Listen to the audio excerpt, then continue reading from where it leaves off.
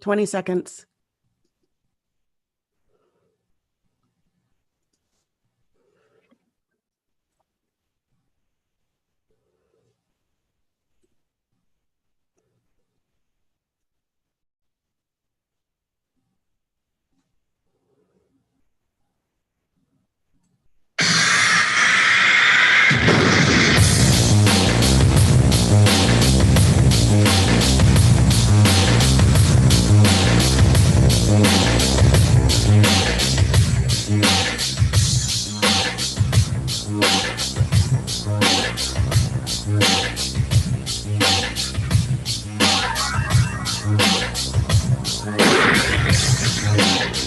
Stand up, you got to manage.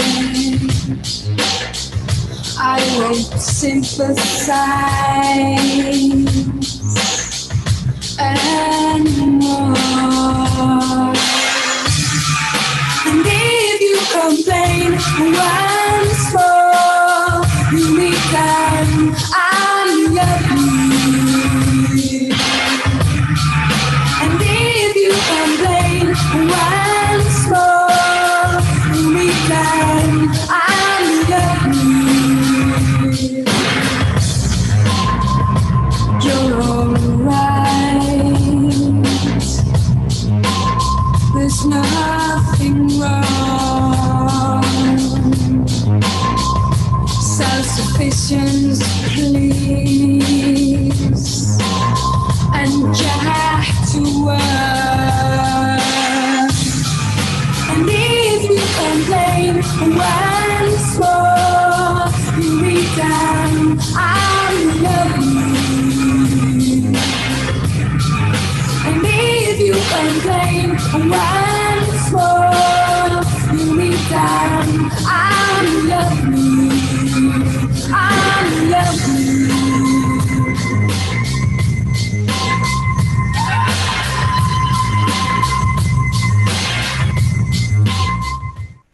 Okay, welcome to another news. I'm your host, Rachel Bloomstrom. Today we are joined by my cousin, Zach Bird. How are you doing, Zach? I am doing fantastic. Awesome. Zach and I also have a podcast together called Cousins Critiquing Content. So far, we actually haven't put it on the podcast channels, though. It's just on our YouTube still. But the point of it's to be a podcast, only now we're incorporating visuals. I do want to mention, so today's main topic will be incels, but we do have a lot of news to get through first. So because there is a lot going on that we don't always get to every week. So I wanted to make sure that we get to all of the important things out there. But how has your work week been, Zach? My work week has been chaotic, but it's done. It's over now. So yay, weekend. Hey, chaos. Yeah. I mean, isn't it all chaos? It is a ladder. Yeah. But a ladder to what? To oblivion. To power? Oblivion. Okay. So now I'm already just like jumping back and forth in references, and I'm like, oh, so it's to Umbrella Academy. Yes. Oblivion. Umbrella Academy. That was pretty good. I don't know if anybody else saw that, but it was pretty amazing. It was. I think it kind of, the last episode was, but for the most part, I did dig it. Yeah, I was really dissatisfied with the ending. It felt very abrupt and unearned. Yeah. So I don't know where they're going from after that, but I mean, we got 2 years to figure it out. Yeah. Yeah, for sure. There's been a lot of good stuff. Stranger Things came out. Remember when 11 did that thing? She like put her hand out and screamed, and then things moved around telekinetically. That was cool. Season. That was cool, right? It was. And poor Eddie. Poor Eddie. Yeah, we won't give more details than that, but yeah. Eddie's got a rough time in the whole season. Yeah. And apparently, according to my Hogwarts friends, that he's a Hufflepuff. That makes sense. I can see that. Yeah. I feel like most of them are Gryffindor because they are so brave. And I said, well, and obviously then Papa and the Vestia are Slytherin, and they're like, why? Because they're evil? And I'm like, no, because they're resourceful and evil. Somebody tried to make a case for Nancy being Slytherin. I was like, but she is brave AF. Like, my God, that one. She Gryffindor or Ravenclaw?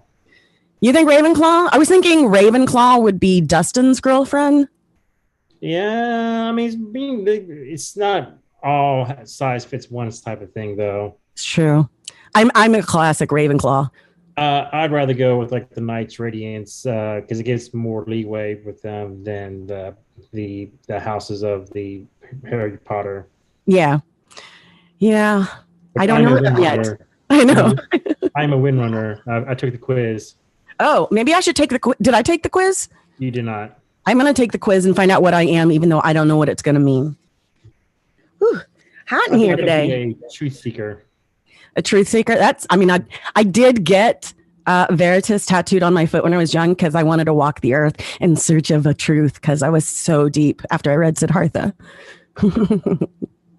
But really, that was kind of the thing. Like, I wanted to know what like my truth was, and even if it sounds a little hokey, I still meant it.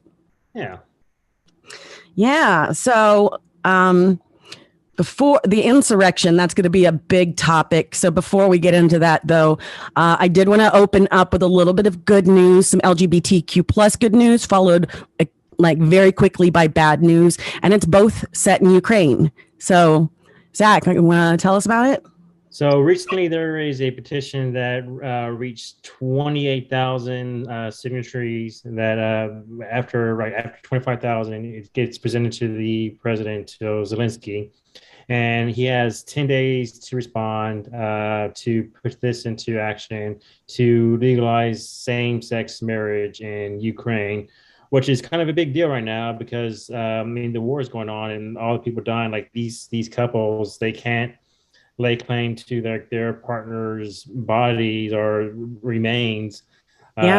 So it's causing some more emotional strife than what's already occurring. Yeah, I mean, people forget. I mean, I know that the decision for gay marriage only happened in 2015 here, but it's under threat again. And how quickly, like in 7 years, people have forgotten what that really looked like and what that really meant to people. And I mean, you lose all sorts of rights to be able to help the person, you love most. Yeah, medical decisions or anything that's just left to someone else. Like to some families who like probably disown them because of their at least because of their lifestyle. Yeah, absolutely. That's what was happening. I can remember a couple of cases where medical decisions were left up to families who did not approve of somebody's lifestyle and like caused serious medical trauma or problems when, the person who loved them would have done what they wanted and saved them. And I mean, it's a big deal. And yeah, and what's going on in Ukraine, I can see why that would be a big deal.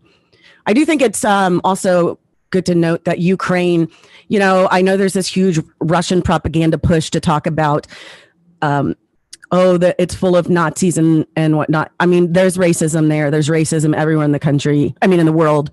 Russia is by and large much more racist and much more bigoted, hiring literal Nazis to kill people.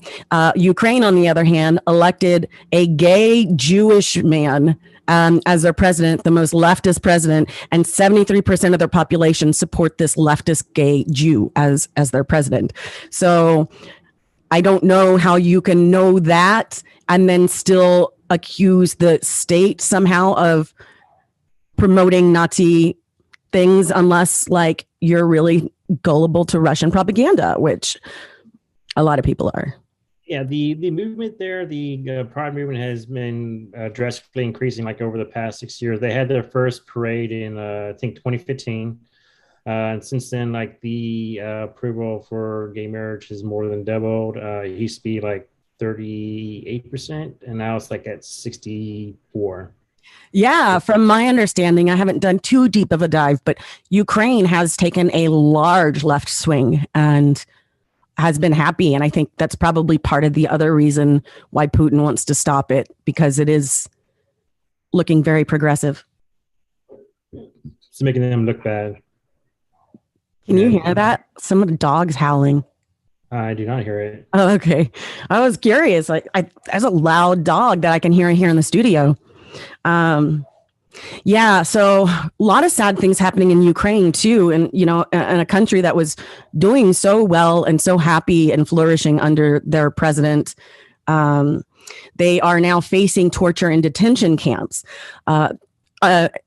According to the BBC, there have been 271 verified forced detentions, but Ukraine's prosecutor general has said her office is receiving 200 to 300 reports of war crimes a day, but cannot investigate every case properly and effectively because of lack of access.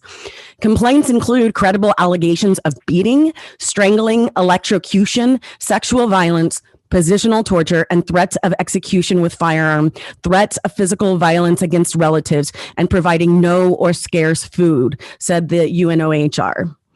Ola, I'm going to try these names, and I hope I'm not being offensive. Ola Pilenko, the elected head of Shevchenkovska United Territorial Community in southern Ukraine, said he was seized by Russian paratroopers near Kherson on the 10th of March while delivering aid to constituents. He said he was waterboarded, tortured for 3 days by Russian paratroopers. Paratroopers also beat him with a rubber club and kicked him until he passed out. He also was allegedly electrocuted repeatedly by Russian troops. He told the BBC he was arrested along with his driver at a roadblock by Russian troops and was suspected he was deliberately targeted after sharing the location of Russian artillery with Ukrainian forces. He said, "I think they started hunting specifically for me almost from the very start of the war. I believe they were planning an ambush because they wanted to take me alive. They didn't touch my driver," he said. They were interrogating me only. They used physical violence, electric currents, and poured cold water over me during freezing temperatures outside. I had frostbite on my feet, damaged ribs, and internal organs. And on the third day of this, I was so badly beaten On the third day of this, I was so badly beaten up that I unable to move independently, and I wouldn't have survived without my driver who was helping me all the time. And then there was a turf war that broke out between the paratroopers and the military police on what they were going to do with him, because the paratroopers wanted to execute him because he helped the Ukrainian armed forces target paratroopers and find them. But the military police wanted to use him as a prisoner swap, and they eventually won. So he is free at this time. And this man, so incredible, is back on the front lines. Wow. Yeah. After all of that, just to go back into action. Yeah. And, and not to we did just watch Stranger Things, which is about, a lot of it takes place in a Russian prisoner camp. And it's pretty much exactly what was depicted in that. Russia has a long history of crime, war crimes and torture. And I think we forget how bad it really is when we don't hear exactly what is being done. I think for a lot of people, it's hard to imagine, because a lot of people haven't lived in a war-torn area. So it's kind of hard to imagine that type of pain and anguish people go through. Yeah. I mean, just describing that, and, I'm feeling like I want to cry because it's just so horrific. And to know that enduring it over and over again. And many prisoners are just daily receiving that, and they've been in for months.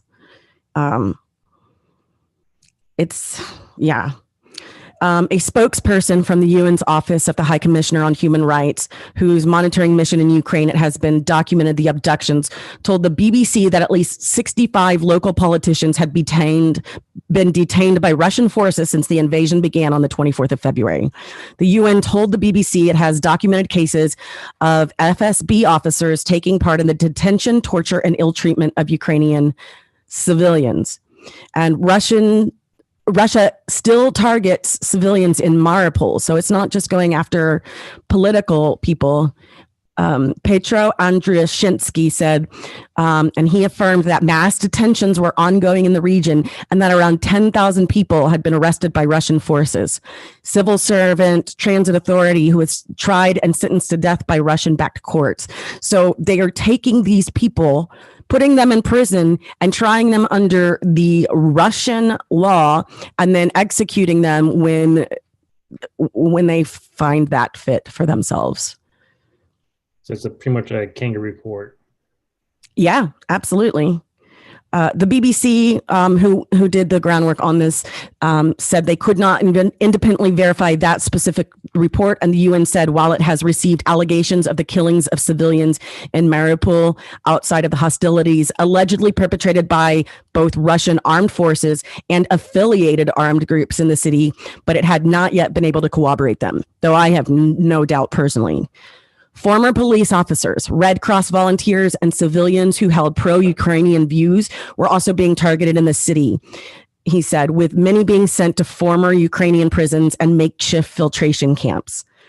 In most cases, there was no reason or purpose behind the beatings. They were carried out just because, said a prisoner who had been released. And the prison officials revealed to him that they were officers with Russian intel security, the FSB. I'm not too familiar with the FSB, but I gather there's something like our CIA. Is that right? I'm not sure. I don't know what it is either. Well, it is definitely one of their internal security services. So I'm just trying to find a way to equate it to like what our listeners might recognize. So I don't know. It's like while we're already talking about it, I watched an interview from Trevor Reed last night. He was an American who had been detained by Russia and had been in jail for like 965 days. He's a former Marine.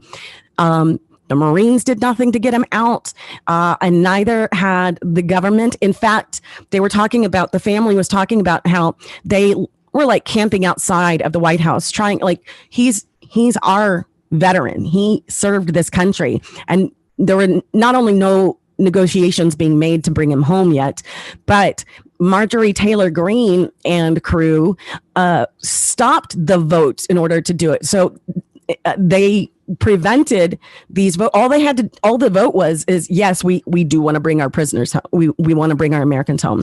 And instead they called for, I don't know, some sort of roll call vote to push it back over and over again.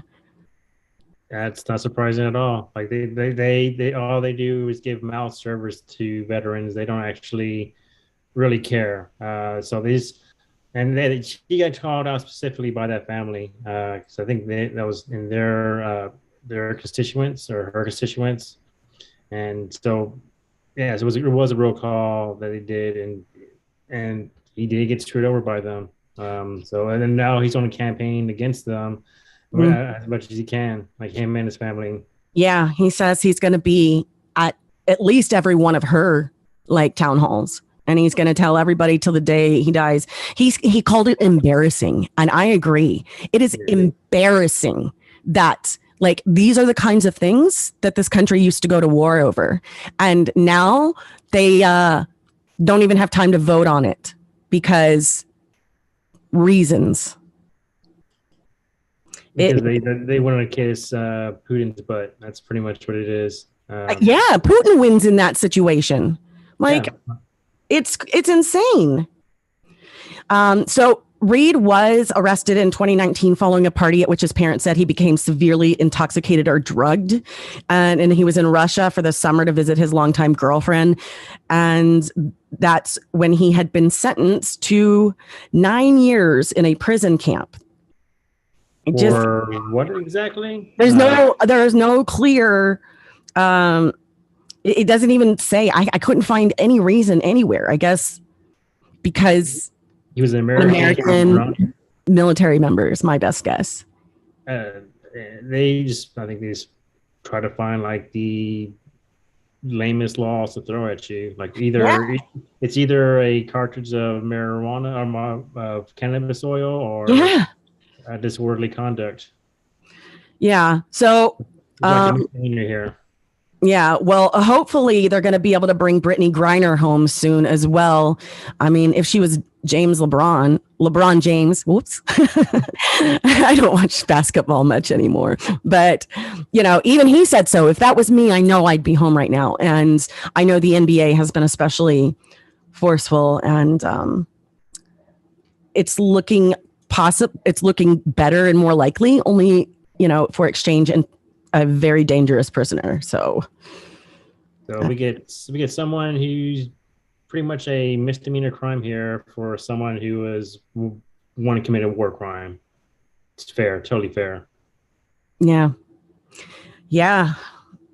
So don't go to Russia. I don't think you can right now, anyways. But don't go to Russia. I have a couple of family members who used to visit Russia every year, and I was like, really? That's weird to me. I don't know. I mean, I don't know. I always when I was younger, I felt like Russia seems like one of the foreignest lands to me, especially looking at their architecture and stuff.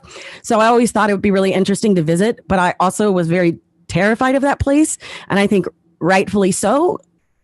I think it's even scarier than here, but not for long and not by much. I think it had to do with a lot of propaganda around that time too. I mean, we had Rocky IV. And was it with Wolverines? What was the name of that movie? Red Dawn. Oh yes, Red Dawn. Yeah, with Patrick Swayze. So it was a whole bunch of was Emilio Estevez in that? I don't remember. I've seen that movie once, and that was 20-something years ago. I know. I think we watched it together. I know. But yeah, it had a pretty good cast. But yeah, that was the Russians. I mean, it's been a lot of stuff about the Russians back then. Even I almost not even think that was Iceland and the Mighty Ducks, but they looked like Russians. Yeah, they were definitely a stand-in for Russians, because nobody hates Iceland unless you are the kind of person who wants to oppress other people. And then you might, but I don't hate Iceland. I would love to visit. I can't wait to have a boat and stop by and visit on my way across the Atlantic. Yeah, I don't know enough about Iceland to hate it. It's there. It's pretty much just keeps to itself. It's the most egalitarian nation in the world, or from my understanding. They even banned porn recently. Women literally striked 50% of the country. They just all got together because there was, they believed that it was perpetuating violence against women, and they wanted it to stop. So they stopped, at least foreign porn. I don't know if it's all porn, but they even did that. All porn, that's okay. Yeah, I'm not 100%. Don't. I wouldn't quote me on that.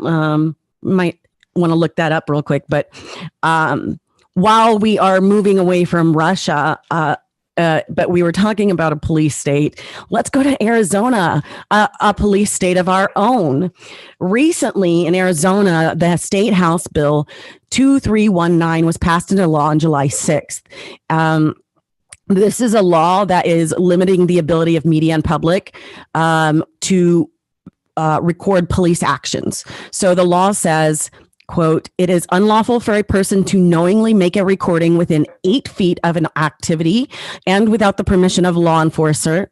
Originally, the person who wanted that passed wanted 15 feet, but they did move it down to 8 feet.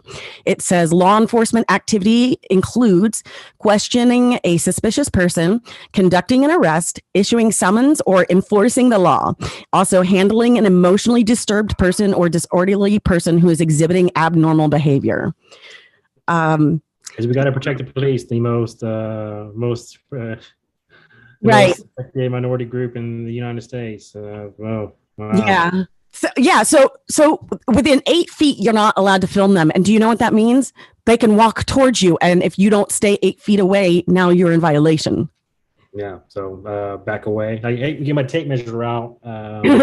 Get a big hula hoop with spikes coming out of your side. That's 8 foot diameter. And stay out of my hoop. Room. Use my actual bubble. Put a bubble around yourself so they really can't even come inside of it. Yeah. These are great ideas for a free country.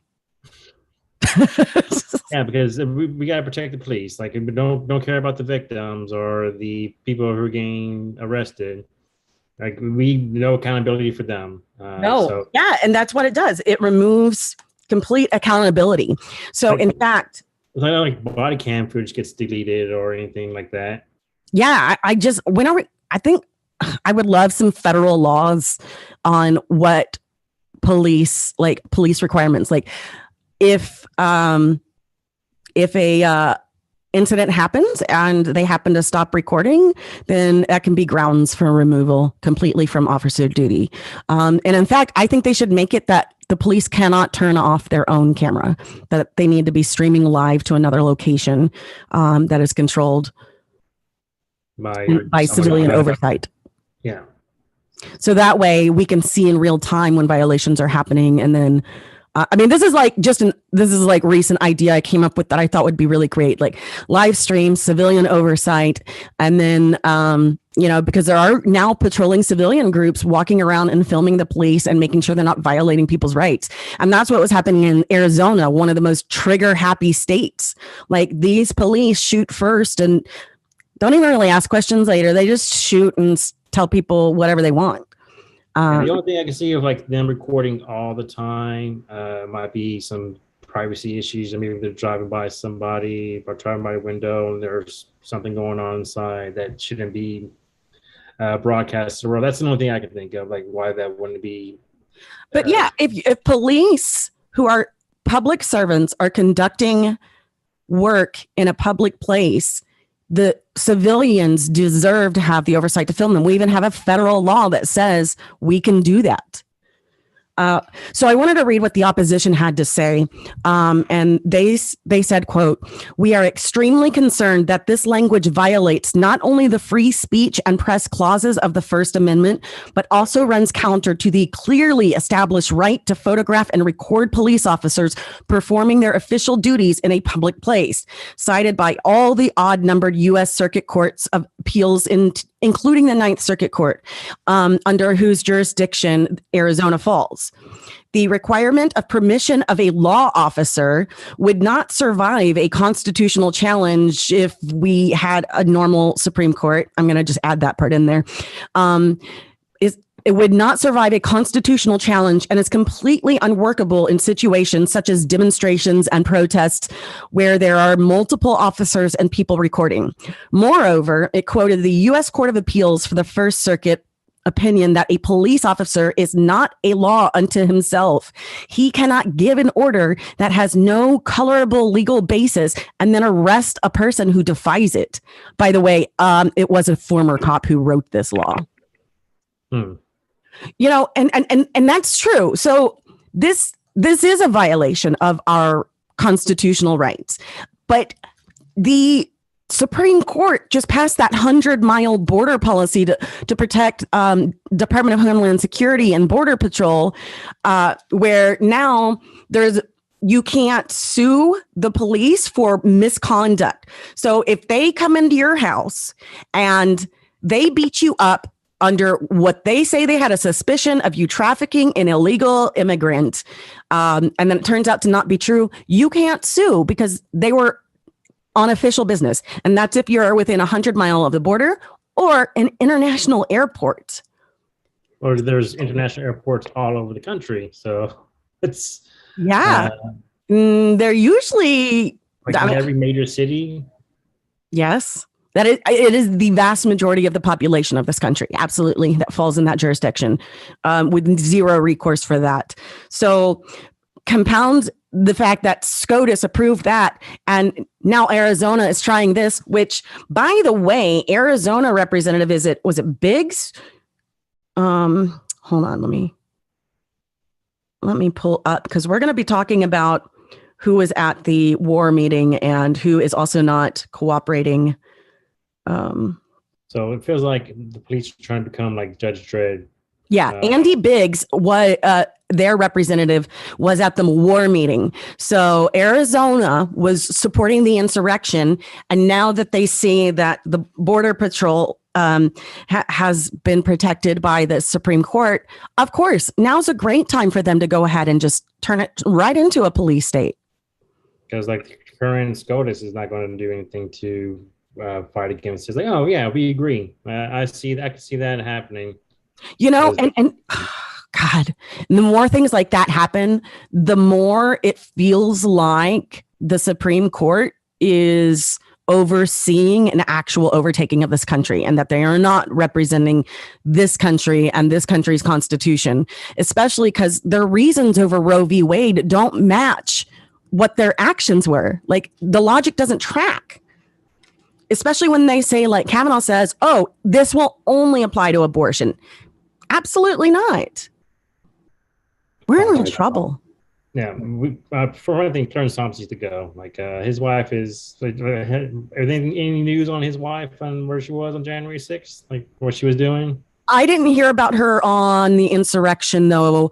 I imagine it's going to come back in the hearings. I didn't read anything about her this week, so if you want to look, yeah, I'm not sure, but I do know that. Oh man, this hearing this last hearing, we do find out which Congress people were at the war meeting prior to January 6th. We found out most of the people who were asking for pardons. And it turns out that there was like a brawl in the White House on January 5th. It was close to fisticuffs. Really, between Pence and... No. I'll tell you about it when we get there. Okay. Suspense. It's coming, y'all. There was a fight for who's going to be Trump's squad and which side is Trump going to take and which route will he take. And I'll tell you what, it was Rudy's and Rudy actually ended up sitting back. It's pretty hilarious. Oh man, we should listen to the clip, but it's so long where they describe their fight. But I'll tell you what, if everybody in that room who would have gotten in a fight, especially between Hirschman and General Mike Flynn, I put my money on Hirschman, which is why General Mike Flynn probably didn't fight him, because he was asked if he wanted to. No, I'll pass on that. Yeah. Oh my gosh. Like, AOC, I wish I had the quote up, but she even mentioned, like, it's a real possibility that in 10 years, we will not be a democracy anymore.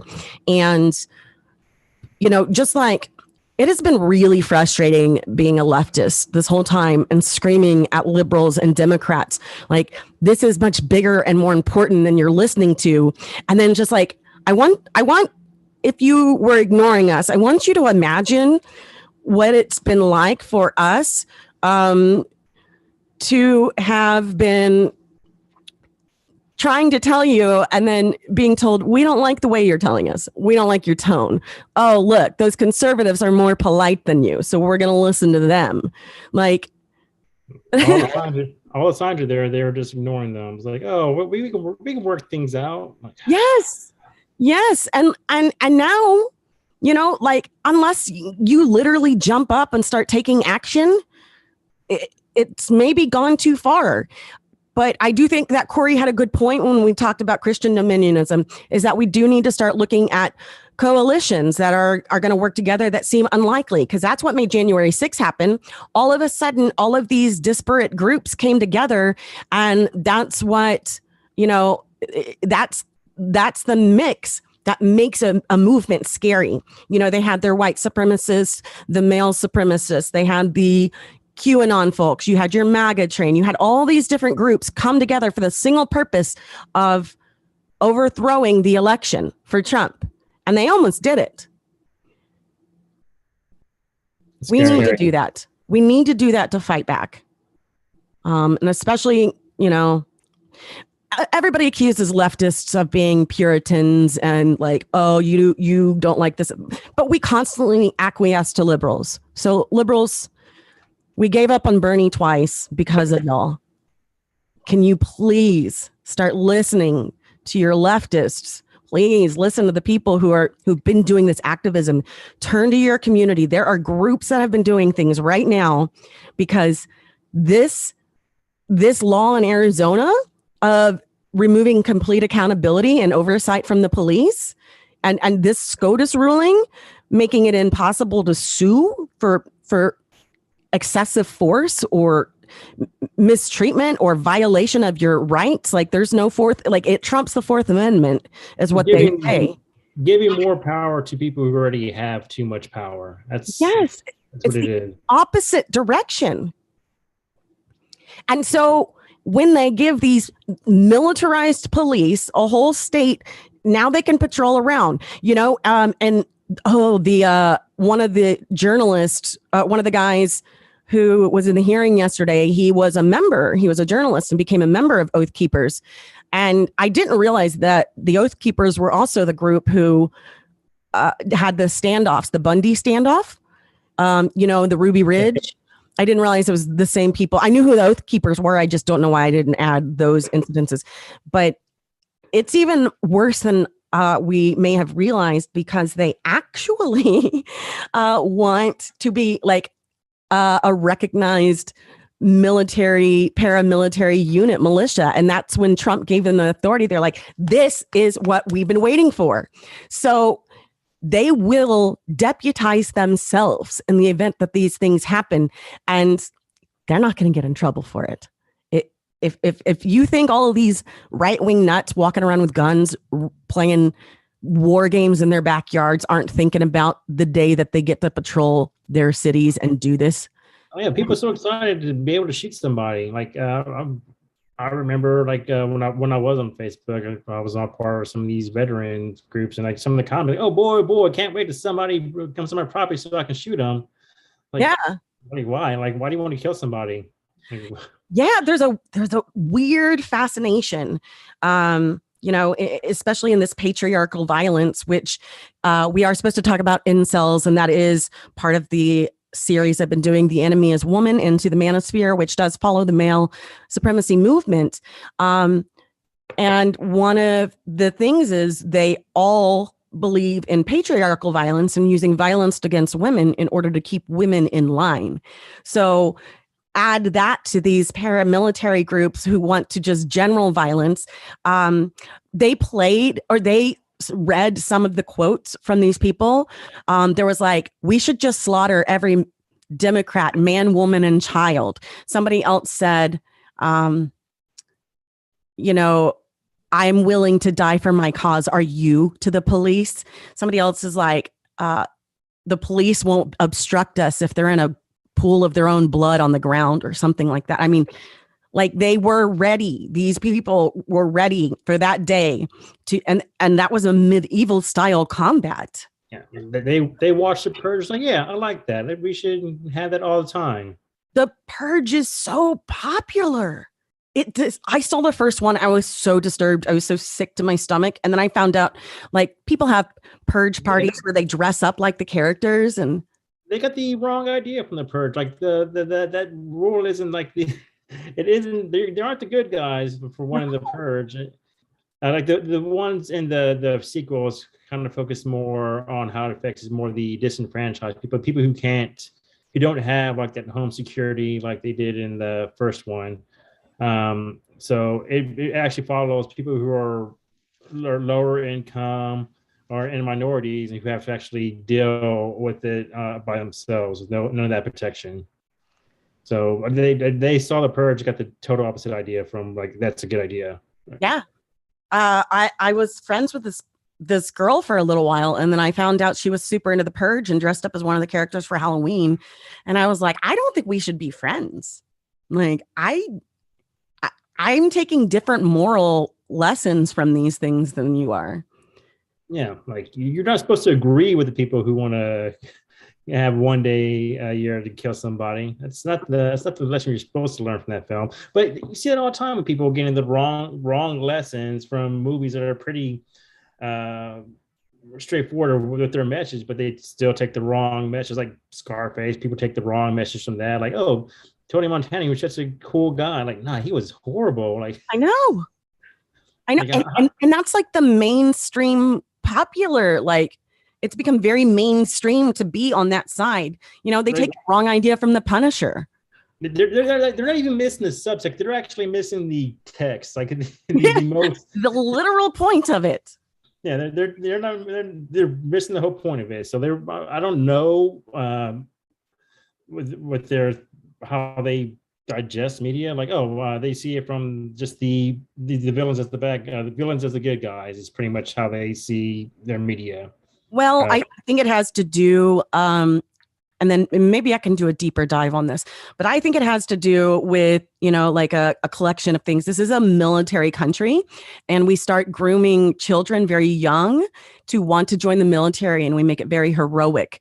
And the video games, they have those military days where kids go and climb in tanks and fighter jets and play with, 50 cal guns and things. Who didn't have a G.I. Joe action figure growing up? Right. They play games like Call of Duty is very mainstream, and like it becomes very cool. That it becomes very much like, oh, I see, this is what I'm supposed to want to do and emulate.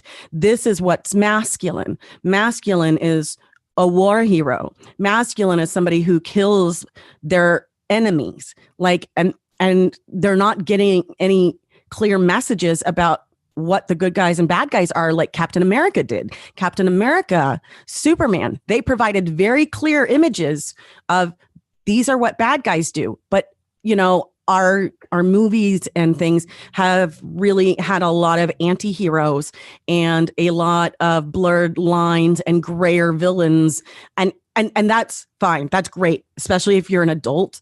But if that's what you're getting, can't contextualize that. Yes, it's going to be very confusing.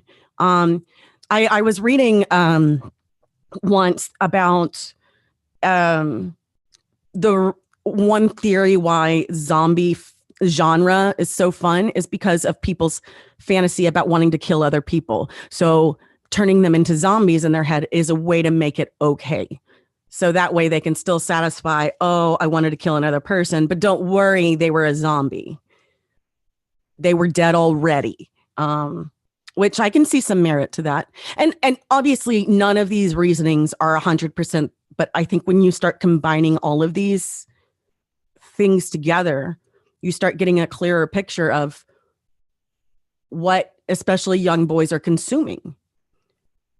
There are dedicated forums in the manosphere to idolizing, for example, Elliot Rodger, who we'll talk about when we get to incels. I'm sorry, we got a little sidetracked with this, but we'll get to the hearing as well.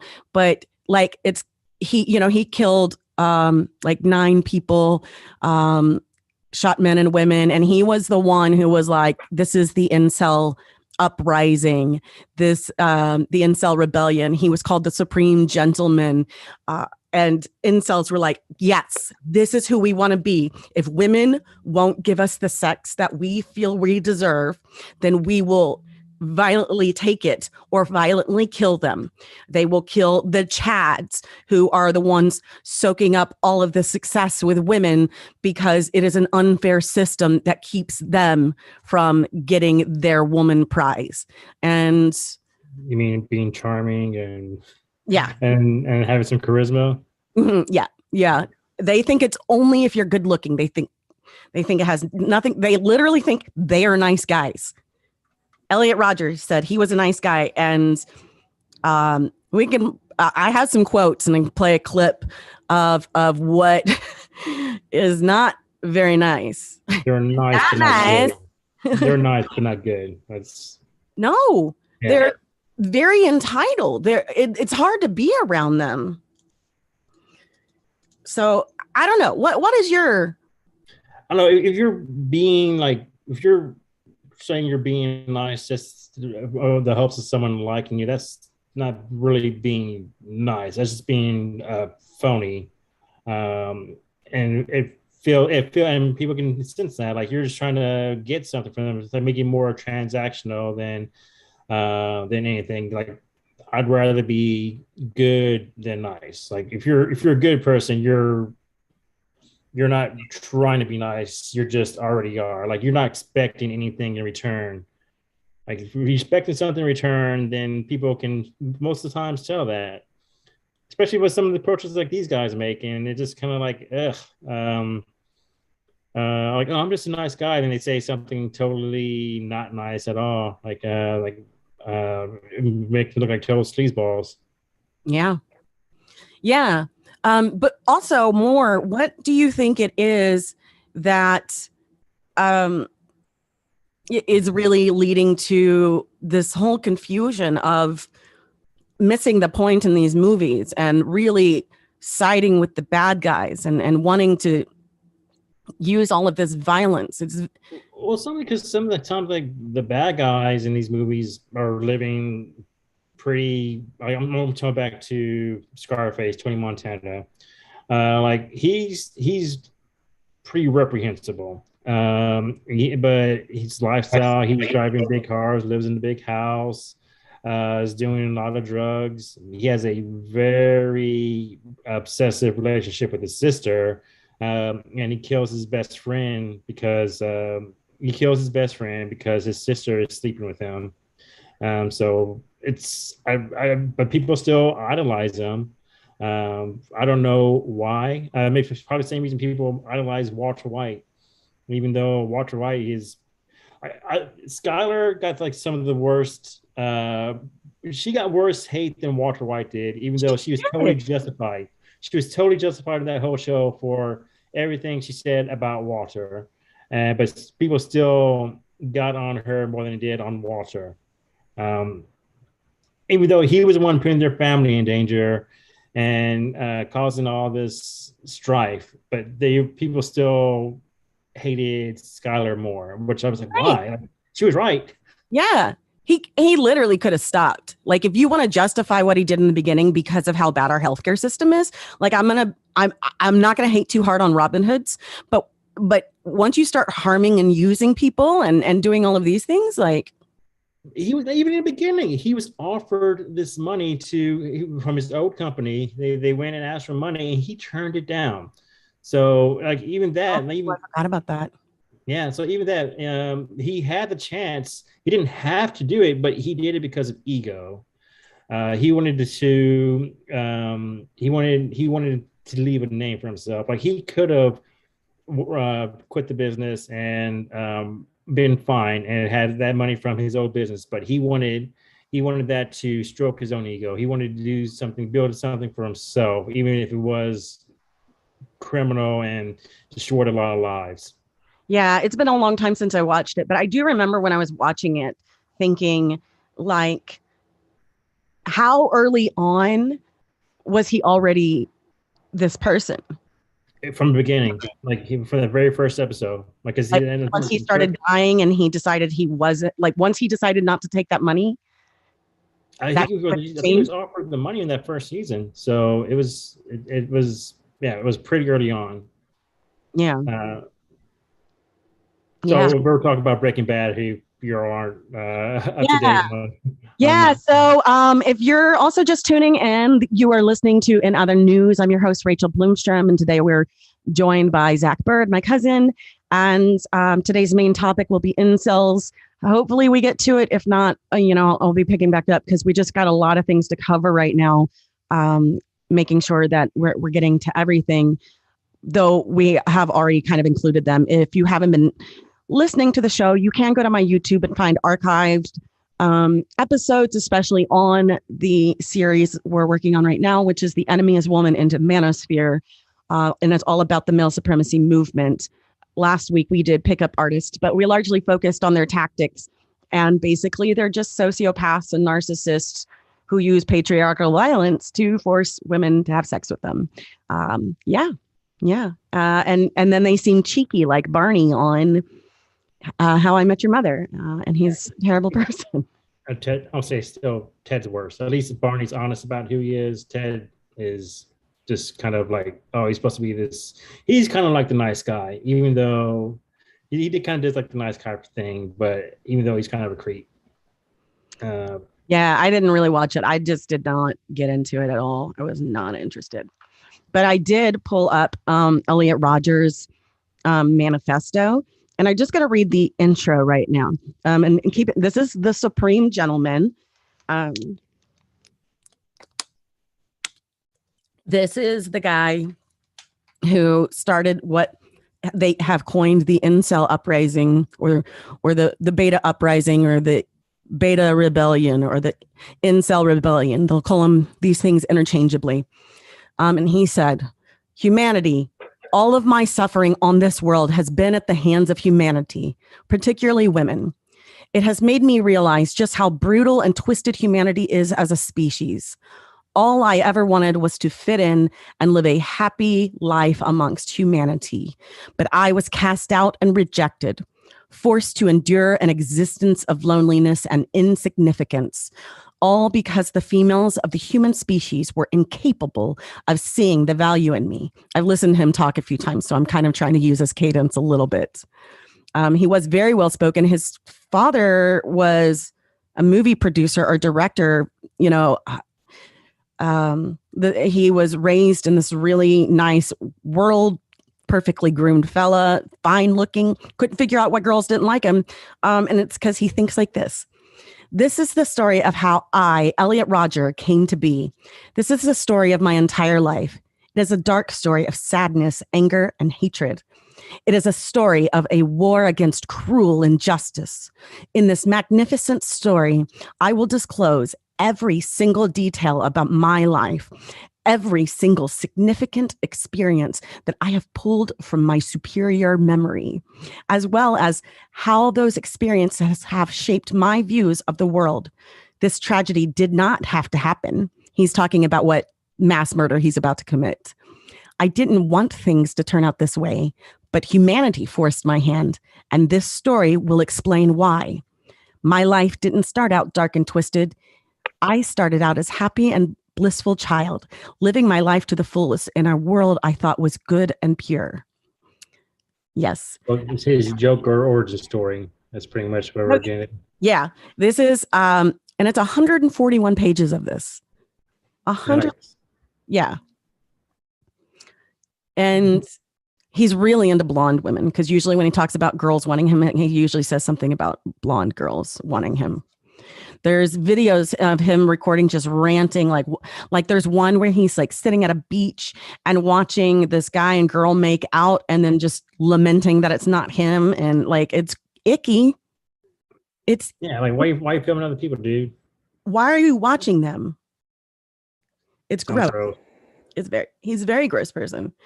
But yet you hear how magnificently he has written his story, and this has inspired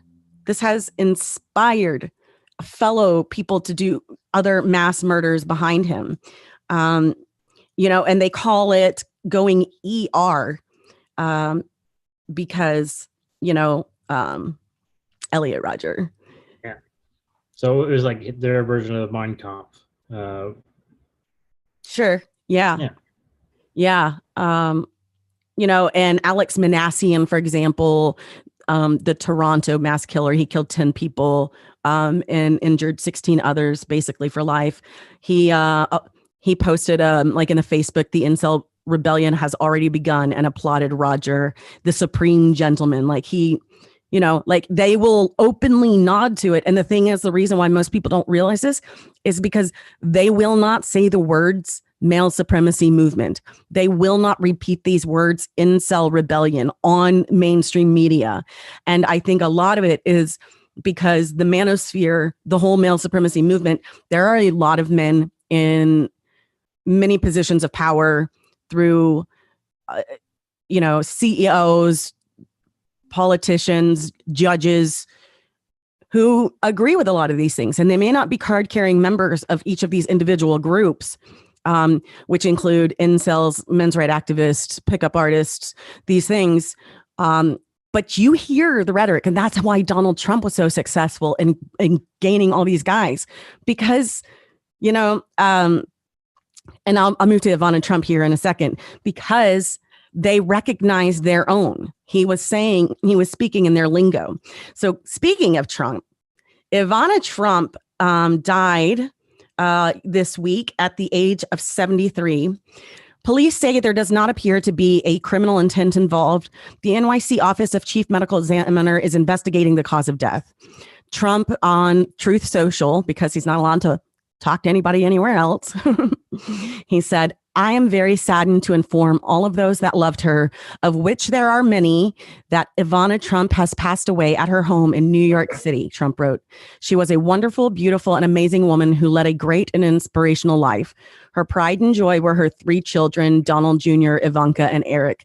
She was so proud of them, as we were all so proud of her. Rest in peace, Ivana. Did you notice anything about what he said? No, I did not. He mentioned, I'm sad to let all the other people who loved her know. Oh, yeah. He didn't say anything about him loving, which he's capable of love. That's as far as I can see. Well, also, their divorce was granted on grounds of cruel and inhumane treatment, and including there was a deposition where she described one time that he violently sexually assaulted her. And I'm gonna read an excerpt from this story. So trigger warning, in the next couple of minutes there will be discussion of a violent sexual act. So if you need to get a drink of water or something and don't want to hear that, just know it's coming up. So they were married from 1977 to 1922, and in a sworn statement in the early 90s on a deposition, this book called, written in 1993, The Lost Tycoon, The Many Lives of Donald Trump, and I believe the guy who wrote it is also the guy who made The Daily Beast. You can also find this article. You can go look these up. They're just Google Donald Trump rape Ivana deposition or transcript, and you'll find it in these 2 articles. They have it, or you can go get the book. You can read it in the book. So what happened was he came home after going to a doctor for like a scalp reduction surgery, so he could get like hair transplant and whatnot. And apparently it was painful. And he got home and he said, quote, "Your effing doctor has ruined me." And he screamed. And then what followed was a violent assault, according to The Lost Tycoon. Donald held back Ivana's arms and began to pull out fistfuls of hair from her scalp, as if to mirror the pain he felt from his own operation. He tore off her clothes and unzipped his pants. Then he jams his inside her for the first time in more than 16 months. Ivana is terrified. It is a violent assault. And this is the same version she repeated some of her closest friends at the time. Following the incident, Ivana ran upstairs, hid behind a locked door, and remained there crying for the rest of the night. When she returned to the master bedroom in the morning, he was there. As she looks in horror at the ripped out hair scattered all over the bed, which is still there, he glares at her and asks with a menacing casualness, "Does it hurt?" And this caused a lot of problems, obviously, because of the image of Trump. And so Michael Cohen, who was special counsel at the time, or special counsel of the Trump organization, and Trump was always surrounded by a gang of lawyers. He was defending Trump when he was running for office, and he says, "You're talking about the front runner for the GOP presidential candidate, as well as a private individual who never raped anybody. And of course, understand by the very definition, you can't rape your spouse." And somebody questioned that, and he says, "It is true," Cohen added, "you cannot rape your spouse, and there's very clear case law." That was not true. It wasn't until 1993 that finally all of the states got rid of their marital rape exception. But in New York, it was struck down in 1984. So if any of these occasions happened after that, which they did, then absolutely the law doesn't protect him. Donald Trump said it's obviously fake right after that. And then sorry? Yeah, of course he did. Yeah. He said it's incorrect and done by a guy without much talent. He's a guy that is an unattractive guy who is a vindictive and jealous person. And so, of course, they began their pressure campaign. against him.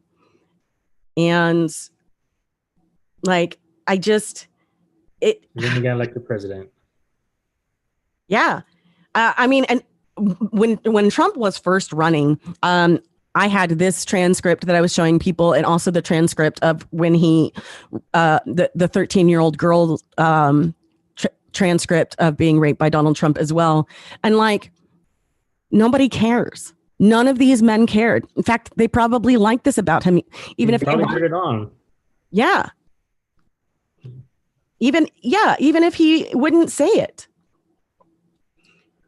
What he said is true. Like, he shot somebody in the face, like they would cheer him on. Yeah.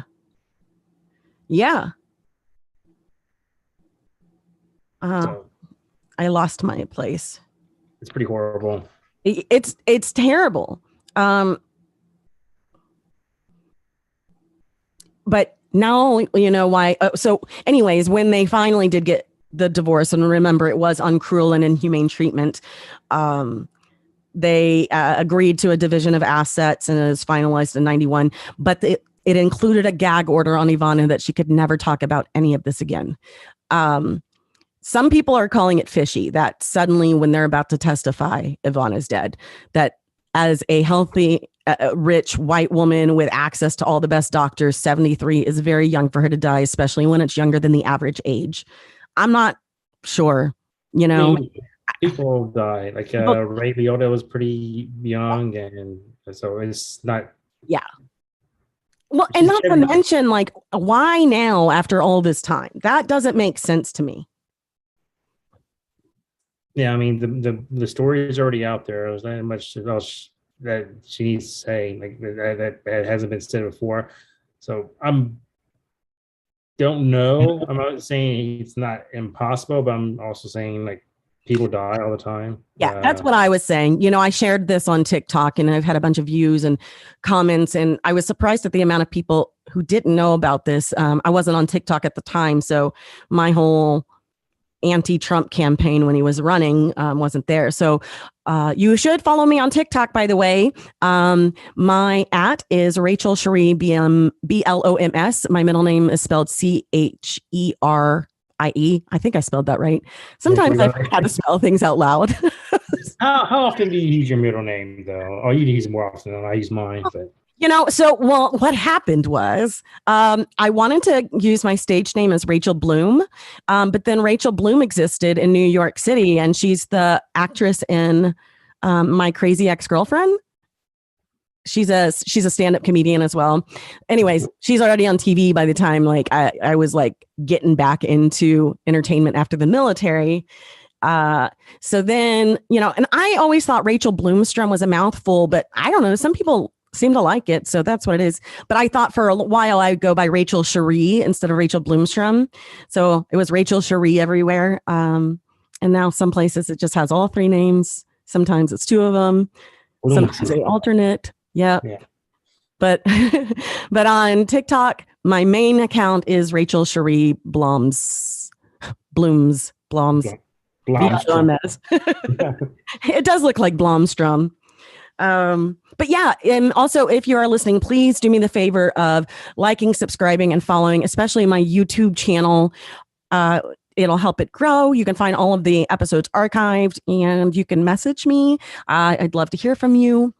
Find me anywhere. Thank you all for listening. So I did want to get back to reading this. This is what I was looking for. The excerpt of what his lawyers were saying. This is what Cohen told Hurt, the guy who wrote the book. He said, quote, "I will make sure that you and I meet one day while we're in the courthouse, and I will take you for every penny you still don't have, and I will come after you and your daily beast and everybody else that you possibly know. So I'm warning you, tread very effing lightly, because what I'm going to do to you is going to be effing disgusting. You understand me? You write a story that has Mr. Trump's name in it with the word rape, and I'm going to mess your life up for as long as you're on this freaking planet. You're going to have judgments against you, so much money, you'll never know how to get out from underneath it." Sounds just like the mob. Yeah. They function just like the mob. He actually used the mob in order to remove people from his places that wouldn't get out. Like, he worked with the mob.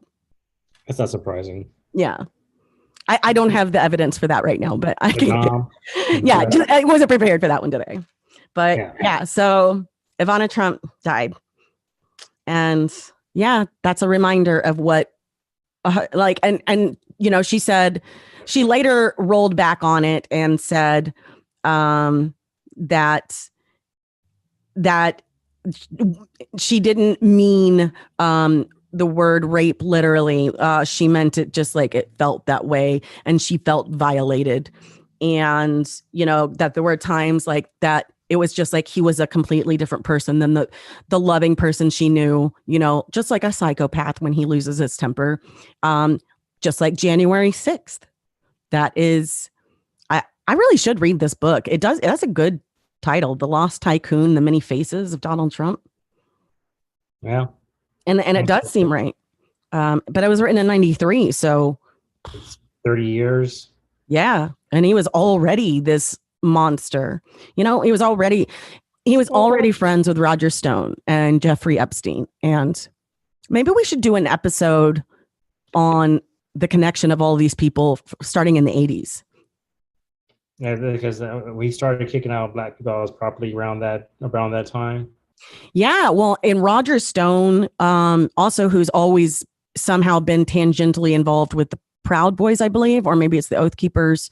They also have, and they've been long friends and associates with Jeffrey Epstein, and the way that Jeffrey Epstein was lifted up largely by those two. It was big help from them. It's a very disturbing story. I watched a few various documentaries where I kind of pieced it together. So I think because we're about to hear from him. So I'm trying to figure, who was it that Trump did like a full-page ad against calling for their conviction, and they turned out to be the Central Park Five. Central Park Five. Yeah. Okay. 5 innocent children. And he bought out a full-page ad against them. He's done a bunch of horrible stuff in his life. I do hold some accountability that the newspaper allowed him to do that. I think not enough people criticize the newspaper. I just want to bring up that he bought the ad space. They didn't have to allow him to buy the space. Yeah, they could just not have approved that ad. You could buy the ad space, and then you send them the ad, and you look at the ad and you say approved or not approved. Here's what has to change. Pretty common in media. I've been working in media off and on since I was like 16 years old. Especially with a big case like that, and minors. Yeah. Accusing minors with literal no evidence. The irresponsibility. But nobody has ever put any checks on Donald Trump. That is why instead he's had lawyers like Michael Cohen who will bury people. And then he knows actual mob people who will literally bury them. And that is why he has gotten away with all of this his whole life. And we have people, he has followers who know these things about him and think it's awesome. Oh my gosh, this country is so dark.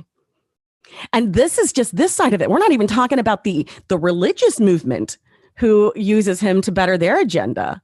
And I don't even know how many of these people who are being used to further this agenda realize what the end goal is, because they are just expendable pawns. And many of them don't even seem to care. Yeah. I don't know why the religious people are so behind him and he doesn't know one thing about the Bible. Like, remember, he was asked what his favorite passage was. He's like, oh, that's very personal. Like, yeah. Yeah. I mean, you could literally say something as simple as I just like it when it said God is love. You can remember 3 words, Donald, right? Jesus wept, because I like to imagine him crying. And then he flooded the earth. That was awesome. Yeah. I mean, you got to know something. Yeah. No, I feel like I really do need to do a deep dive on Trump. I realize I know a lot more about him than I realized. Yeah, As I'm talking about it right now, because part of the reason is they call him the Wolf King. They don't care what he does. They say that he's protected by God because he's been chosen. So therefore, he can't do anything wrong. So as long as he lets them pray on him and prays with them, then that means he's with them, and they will do anything in order to keep him in power. Isn't that the same thing with Satan, though? Satan has not killed that many people. Yeah. I'm saying with like 5 people in the Bible, and I think, and like God killed like millions. I mean, he did the flood. He put Job through hell. Yeah. Or just to prove a point. Pretty crazy stuff. Yeah. Did you have anything you wanted to talk about briefly before we move? It sounds like it's about. I don't know if you heard that thunder. Sorry. It's just. Oh yeah, that's what that was. Yeah. Yeah, it's about to rain over here for a little bit. I did not. I saw something earlier, but I forgot what it was already because I didn't write it down. That's Ricky Martin. I want to mention Ricky Martin. Okay. He's been has a case against him because of allegedly him has a what against him? A case against him for like allegedly something to do with his nephew, having to have like sexually assaulting his nephew, 21-year-old nephew. This is all just kind of breaking out right now. So it's incest. 21, or he's 21 now and is talking about when he was growing up. Is now 21 years old. So he was sexually assaulting him and grooming him as he was growing up. Yeah. So he had a 7-month long relationship with his 21-year-old nephew, which is ick. I also wanted to, it's gross, and it is gross. And I also want to mention Elon Musk's father, Elon Musk, and he has a new child with his stepdaughter from a previous marriage that he raised. Allen. Huh? Classic Woody Allen move. Yeah, classic Woody Allen move. So he raised her since she was 4 years old. And this is their second child together, which is like super gross. It is very gross. Like this country is a pedophile culture. These male supremacists, this is okay with them. This is perfectly, and a lot of these Christian circles have a bigger problem with 2 grown men having sex than they do with a grown man and a young child. Yeah. It is horrifying. And that's what drives me crazy about the QAnon people, because the whole point of joining that movement is they believe that they're going to be fighting a pedophile ring. And yet all of the people they follow and support are actual pedophiles. And we can prove it. We can prove it. We have proof, evidence. We have witnesses. We have pictures. But they blame the gay people. That's yeah. 2 grown consenting adults. And now Texas is talking about putting up a sodomy law again. Now they want to go inside people's bedrooms and stop them from being able to have sex. Some states some of these guys want to ban sex toys because they think that's why women won't have sex with them. Like, if you're at the point where you're banning a sex toy because you aren't getting any, like, you try no self-reflection or improvement on the route? Yeah, maybe it's just you, dude. Like I don't think them keeping sex toys with them is going to help you at all. If anything, it's going to make them. Oh yeah, drive them further away. Oh, I gotta show this quote. Jordan Peterson was talking to Ben Shapiro, and it had an amazing self-own. Jordan Peterson shares his thoughts on the myth of the female orgasm. And he said, "I know from experience that sex is something women begrudgingly tolerate. Why do they pretend to enjoy it with other men?" Wow. Wow. Well, I guess he's saying it to the right person, because we know Ben Shapiro has never pleasured his wife. Oh my God. But here's the thing though, because of the male supremacy movement in the manosphere, there are actual young boys, teenagers who think women, it's normal for them to cry during sex and to feel pain and to not like it. So they're being groomed in the manosphere on how to use like these coercion methods and violence. And, you know, they watch these. If you Google porn, you'll find some of the early porn where it's pretty violent towards women, choking them and degrading them and humiliating them. And they think this is normal and like legitimately think, no, yeah, girls just cry during sex. That's what they do. They don't realize like how horrifically wrong that is, because they have people like Ben Shapiro and Jordan Peterson, who, yes, absolutely are in the manosphere. They are two of the biggest ushers into the manosphere.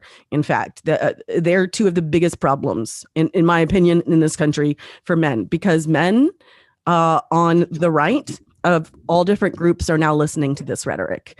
And yes, they legit have convinced little boys that boys are just naturally smarter than girls.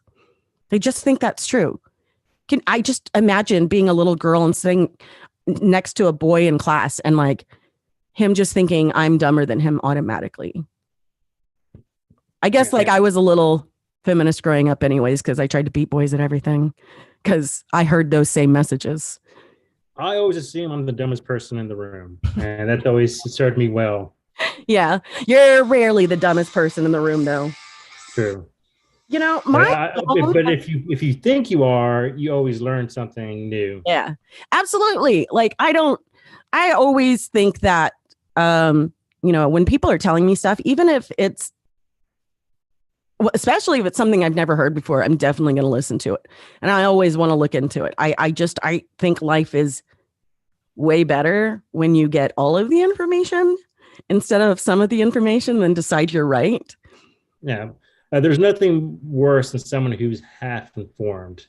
Yeah. Yeah. Like, so I told you I posted that video about Ivana Trump, and somebody had left a comment there like, oh, she later refuted that. And I was like, clearly you didn't listen to the end since I mentioned that. Can you see how that you heard something you hadn't heard before, paused the video, went and looked up something to refute it, came back and did that, but I already said it. That's how I know this is what you did. They took it down. I go, how do you think you're ever going to learn anything? I was giving you the whole story, and you went and looked for bias.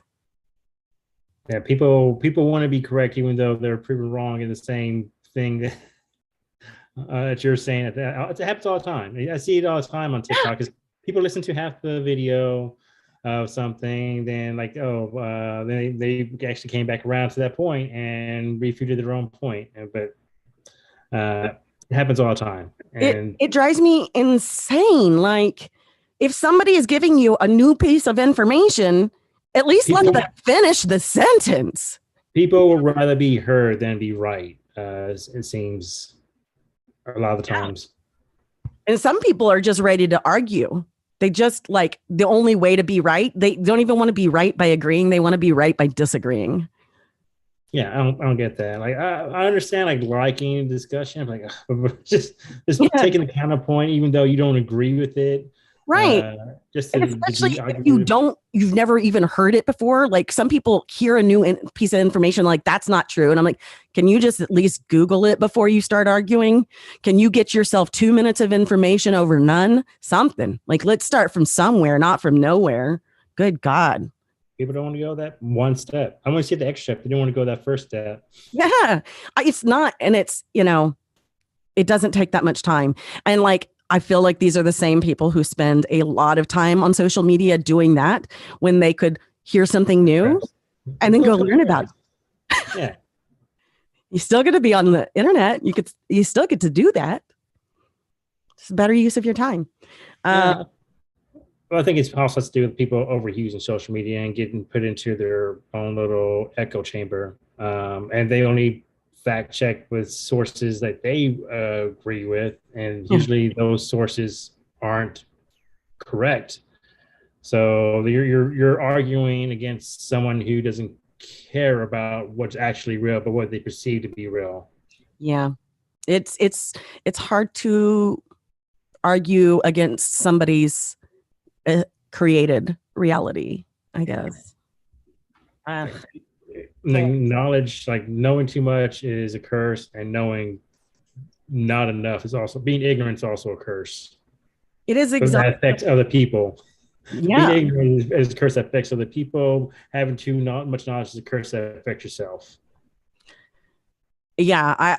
Like, and the more I learn, like, the higher my blood pressure gets in every conversation. Every person I talk to, it gets a little worse. Sometimes you gotta take a step back. That's why I walk a lot, and just so I'm outside and Yeah. by myself, and I'm not stuck on the social media train and hearing a bunch of people being angry. Social media is a lot of people being angry. Right. Sometimes it's justified. Sometimes it's why. Like why do you care so much about something that has no effect on your life? Yeah. But on the other hand, like, especially if you're a woman in this country, like, it's hard to be palatable right now when we are this angry. True. Like, if you're palatable, like, holy cow, you are a saint. I lose my composure on the regular when I'm thinking about some of these things. I guess I'm in a privileged position that I can do that. I recognize that I'm in a privileged position that I can just walk away from stuff. Yeah, that's definitely something, I always try to remember too when I want to walk away. I try to remember, like, well, BIPOC people can't walk away.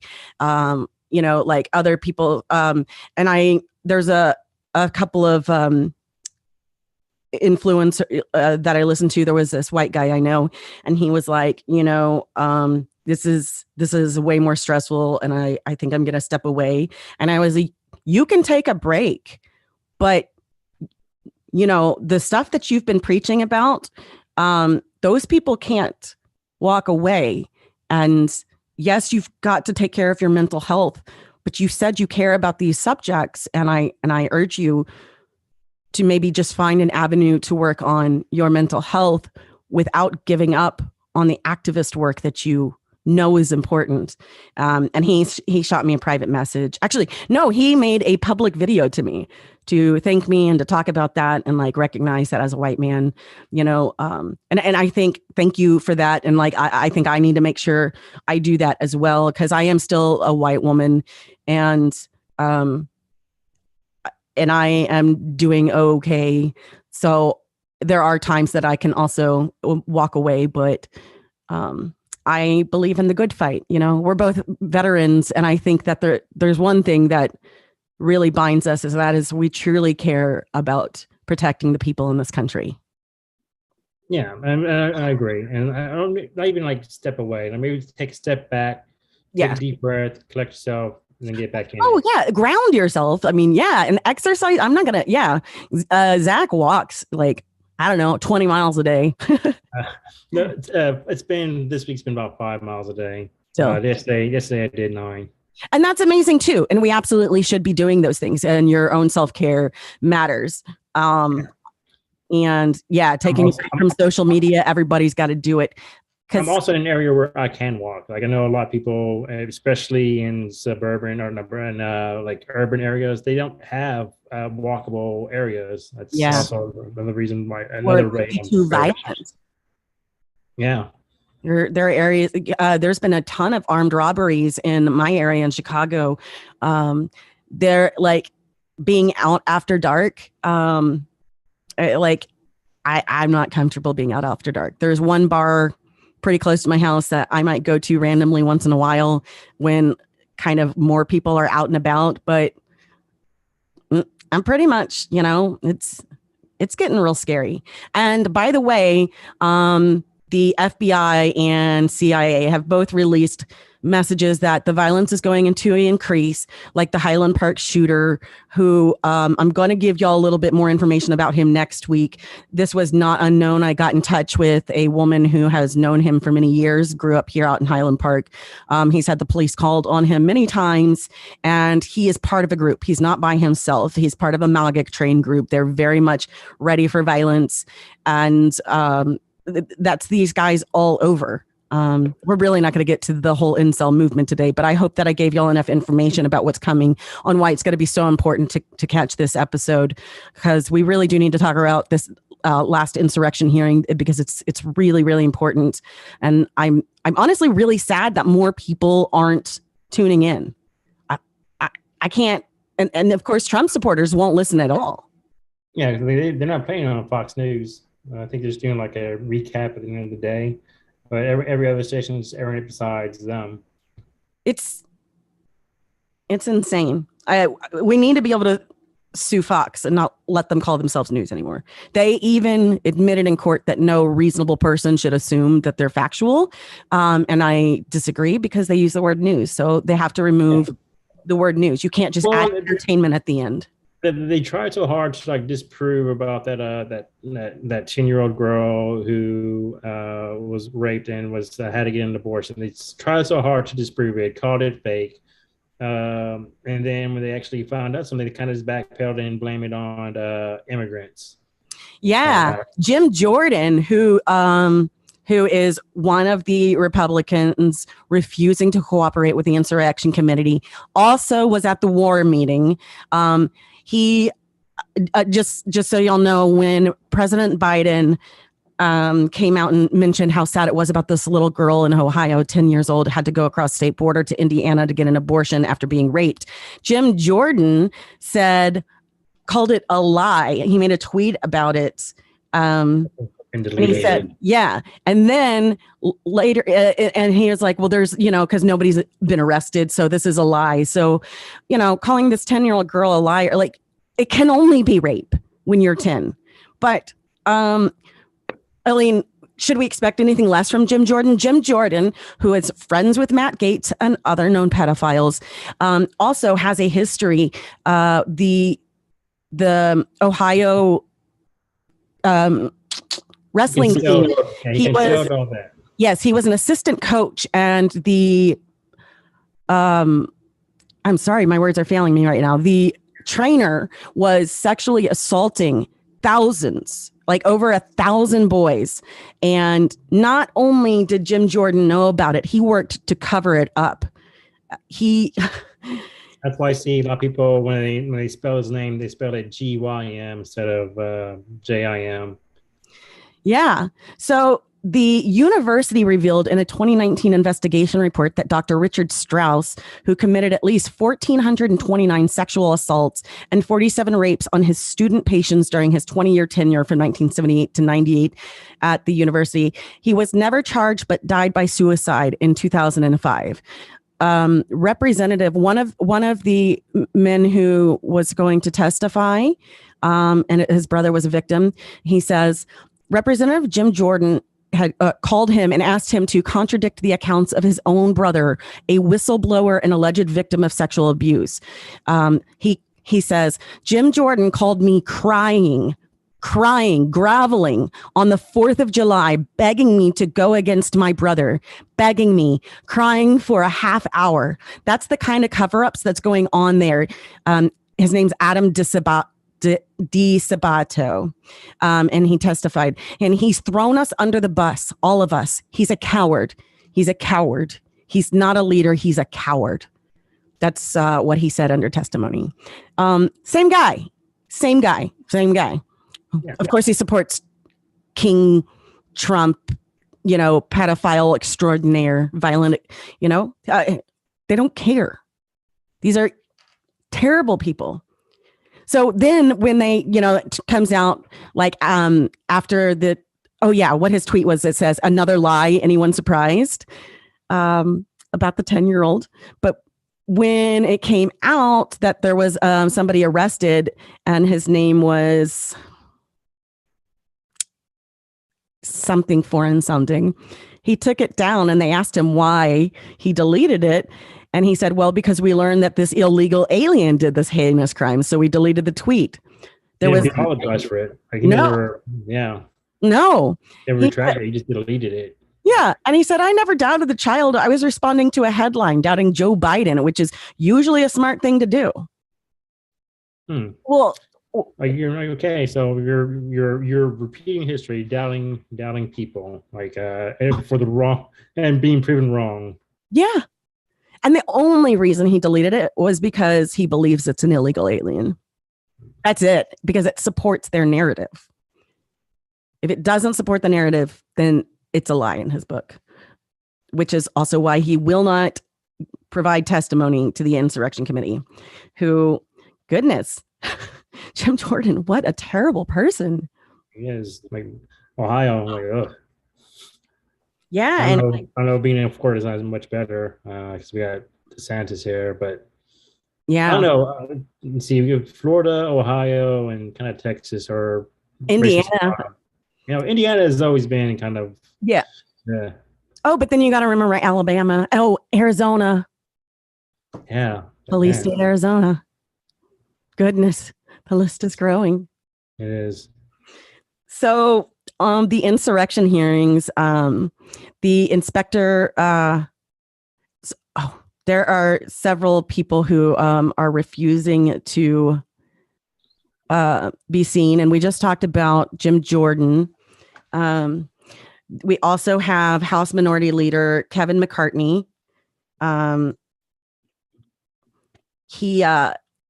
He gave his reason. His attorney Burke accused the committee of playing partisan politics. He says, its only objective appears to be an attempt to score political points or damage its political opponents, acting like the Democratic Congressional Campaign Committee one day and the Department of Justice the next. Definitely, he was a supporter of the insurrection. So I mentioned we found out who is part of the war room as well. I've jumped around so much today that I'm losing my place in my notes, so I apologize for that. But I do. It's a lot of information to go over.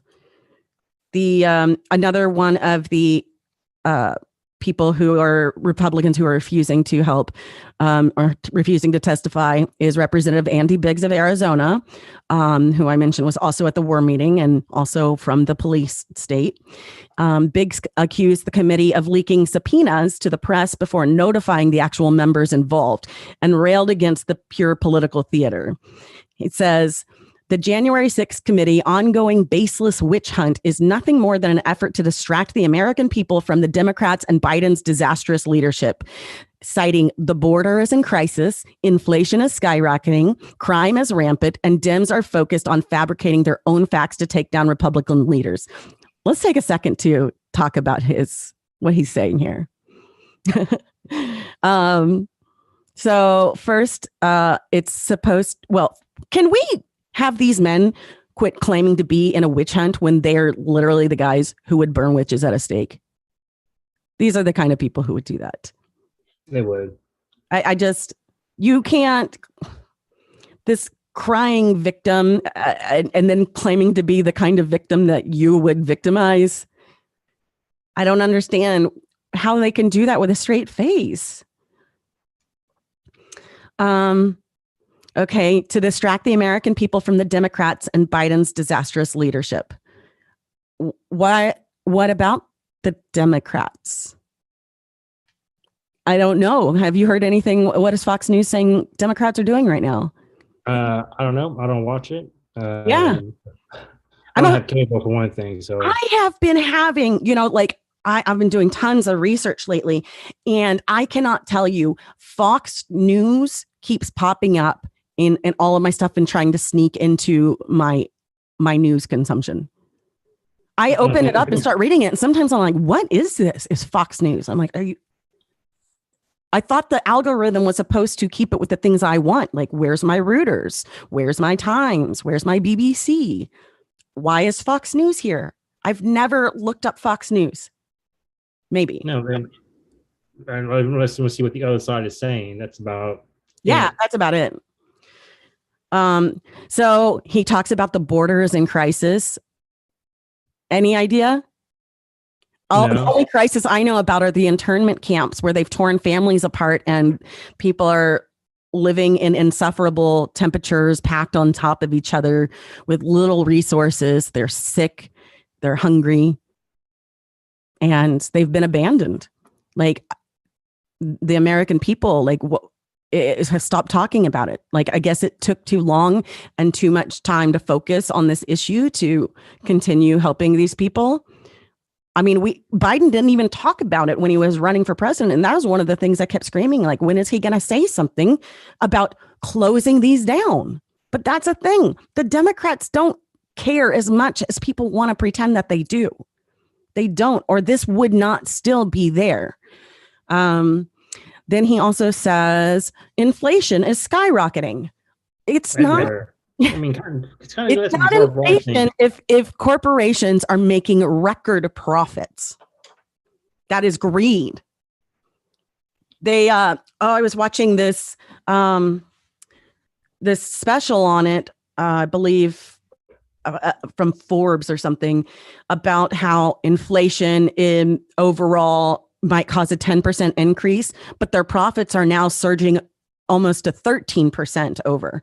So on top of passing off all of the costs to the consumers, not absorbing any of them, which they were already making insane profits anyways, and everything was overpriced, they tacked on more. And they do it because they can, and because nobody is stopping them. And there is, I would love if we could make a new muckraker team. You know what the muckrakers were? No, remind me. I've heard it before. So I believe it was under Roosevelt. He created a coalition, an anti-monopoly trust, and they were to break up these large monopolies that had grown together in the early 20th century, and they called it muckraking. To clean up the mess of how these companies were like controlling markets, basically how they are. And we were supposed to have those antitrust laws and things that I guess everybody forgot about it. Like it got so buried in so many non-issues that corporations have been able to, they literally are matching their prices so that there's no competition. Like you can't, you go look at 3 different brands of potato chips, they've all raised the price to the same amount. There's like $7 bags of chips here, $7 bags of Doritos. I think that's sort of the cheapest ones you can get, the UTZ. But I don't buy potato chips. Yeah. I'm not a huge potato, but I'm just thinking of one thing I was looking at that really stood out to me. Like I get chips every once in a while to go with my sandwiches, and just, I can remember getting them for $3.99. $4.99 tops, and now they're $7, and it's and all of them. I was like, oh, okay, well, it's just that brand right now. No, it's all of them, every brand. Was it the price of stuff? I think I heard somewhere like the price of stuff from like the 90s has gone up like 600%, and like the wages have gone up like maybe 70%. So like it's if you want to know more about that, Jon Stewart just had an episode where he had Elizabeth Warren's main economic advisor on, talking about how they're doing it. Though it's really just as simple as I'm explaining. It is not complicated what they're doing, and there you can go read it. It is in their own words, because then they have these board meetings with shareholders, and they are completely honest. And they get to those meetings, and they're like, "We are killing it." Record profits, be happy, and everybody's happy. Like I making money in a time of crisis and misery when nobody has any money, like they're gonna kill a market. That is how you destroy markets. You're gonna take all the money away from people, and they won't be able to keep spending. And once you have the upper echelons of society being responsible for the majority of the purchases of money spent, that is when it crumbles. Because if you don't have your middle class keeping your economy running, I'm not great at explaining this. I'm sorry. Go listen to one of them, though. It's really bad. I promise you. That's not what you want. You want your market. Here we want that. To keep capitalism running. I mean, we're too late stage capitalism, though, and it's not. It's not going to work. It's not. We're going to hit another major depression. We're already in a recession. And then these forced inflation prices. I just see like a whole dystopia book I could write right now. Because then on top of it, in order to control costs, they're destroying extra food. They've literally been like killing excess cows and food in order to maintain costs. Because if you control the food, then you can control what the people do. Now they want to flood the market with people. Well, that means that people can't be they don't get to be selective about their jobs and ensure higher wages. Now we create an excess of competition in the market for jobs. So people will fight to take jobs for less, and it slips slowly into slavery. I mean, there's arguments now that it is slavery already, but I mean, it'll be just like how the prisons function. The prisons, you have just enough to sustain your life. They are privately owned by corporations. The prisoners do work and the companies profit, and the prisoners make $1 an hour or a day or whatever crazy, insane nothing it is. And when you increase your working class to have more people than you do jobs, what are they going to do? How are they going to eat? The rich. Yep. That is when we eat the rich. Revolution. And, except for they have all of these moron pawns who they've convinced to protect them. And they have our fault. It's these people's fault over here. Go to them. I know, but classic it's Mr. X. such an old game. And I don't understand. There was a guy on TikTok saying the thing that would scare the upper class the most is if all white people and all black people would just get along and fight together. That would scare the crap out of them. That would destroy them. And I personally, I don't think anything less than an entire workers' strike. It's going to make a difference because they don't care about anything so long as the economy keeps moving. So we would need at least a 70% worker strike in this country. I would vote for an all corporate worker strike. I think that would be amazing. Anybody who works for a corporation and we've got to be ready to sustain ourselves within our neighborhoods. And so the rich people technically own the farms, but they're not there, right? The farmer's got to survive. So do his neighbors. So maybe, in the meantime, they could just find a way to trade, to keep each other going, striking until we start getting some resources back. And I truly believe that uniting a national labor strike is kind of where we're at. I don't know. Does that sound crazy? Crazy? No. Feasible? Feasible is going to be the hard part. Yeah, I know. I don't know. I haven't worked out all the details. I've just worked out the what, not the how yet. But I think that's what will work, or one things that will work. So keep it in mind, people. Think of different ways to do a national labor strike. Give me a shot. If you think of something else better, how can we fight back? Because they're literally making laws so that we can't fight back. We don't have much time here. Yeah, if you can unionize, that's it's one small step you can take. Yeah, I know all these companies are trying to fight against it. I know Amazon is still trying to fight against it. Yes, locally too. Go to your local government and get them to protect unionization. Get it laws on the books right now. Otherwise, Labor Day means nothing. All the struggles that we put through, almost 100 years ago now, wasn't it? But what's crazy is I was watching some video on the working conditions, for example, at Tyson, and watching those workers chopping up meat. They can't leave their post. They've got to go so fast. They have one pair of gloves, of sanitized gloves. There's a video I saw. This one guy had to go to the bathroom, wasn't allowed to leave a station, took off his gross gloves, peed in a bottle, put it back under the thing, and then turned back, put those gloves back on, and went back to work. Yeah, that didn't get him fired. Going to the bathroom is what got his neighbor fired. Wow. Yeah. And that's a 12-hour shift. We're living in a dystopian, we are there living in a dystopian future. This is it. Yeah. And now, and people I told somebody, I was like, this is such a volatile time. And they're like, every time is volatile. And I was like, except for this one has an expiration date because climate change is happening. Next week in Britain, it's going to hit 40 degrees Celsius. That's 105 degrees Fahrenheit. And it's never, ever been that hot before. And he said that we're not prepared to deal with it. hundreds, if not thousands of people are going to die. And somebody was like, well, what about 76? Wasn't that the hottest one on record? Yeah. And hundreds of people died. And it wasn't that hot. And then somebody else was like, oh, they survived before AC. And I was like, yeah. And lots of people died all the time. I don't think people realize like how easy we got since AC's been a thing. Houston was, he's an example, because Houston was unlivable before air conditioning was invented.